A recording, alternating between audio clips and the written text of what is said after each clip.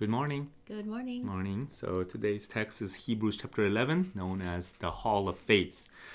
It starts with what faith is, an explanation of what faith is, and I just wanted to focus on verse 6. Believe that he exists, so it's impossible to please him, for whoever would draw near to God must believe that he exists and that he rewards those who seek him. So believing that he exists, that God is really, really there. But if you just remain there, that would just be deism, which is a philosophical belief. Actually even Socrates and Plato came to that belief in one monotheistic God called arche, the archetype, the one foundation.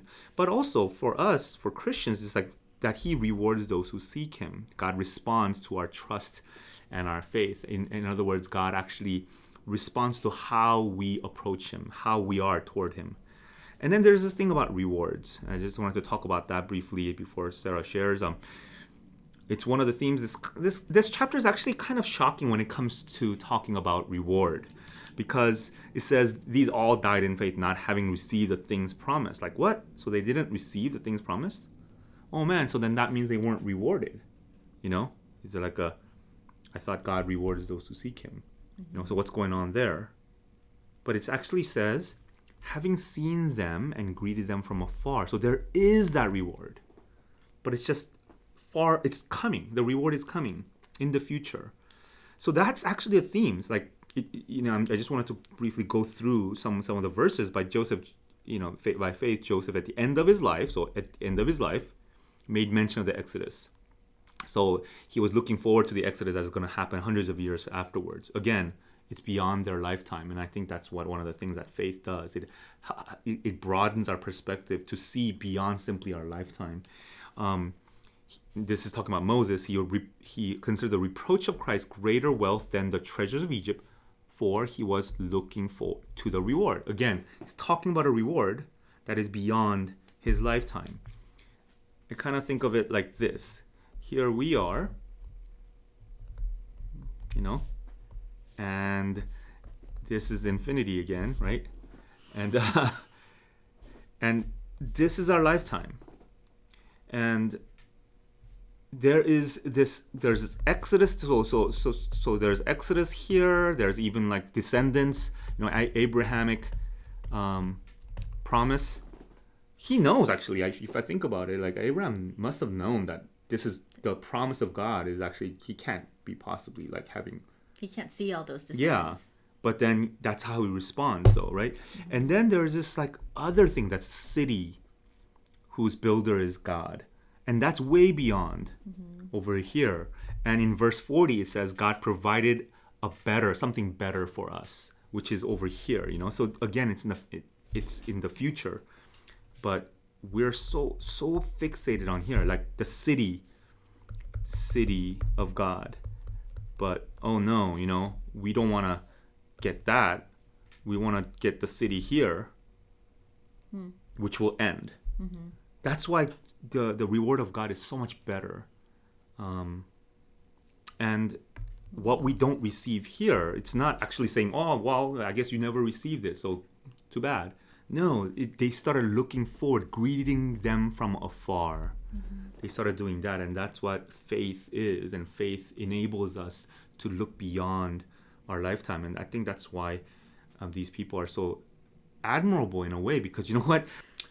So we're so short-sighted, though, that after just 2 months of trying something, we just give up because we're that short-sighted. We're not even short-sighted in terms of our lifetime. Mm-hmm. Short-sighted, 2 months of consistently trying something is pretty unusual, too.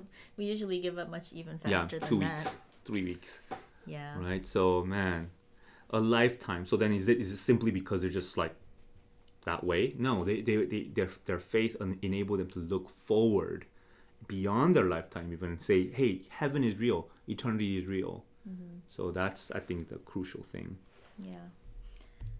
So just a couple points I wanted to share. From verse 13, it says they acknowledged that they were strangers and exiles on the earth. And just that word, acknowledged that they were strangers and exiles, I was thinking about that and how that means that we that they're acknowledging this identity, that they're always going to be misfits. I'm never going to be settled here. I'm always going to feel like I don't quite belong. And that's pretty hard. I remember as an immigrant, as a elementary school kid, I mean, I immigrated really early, like when I was 2. But I always felt like a misfit. I always felt like I didn't.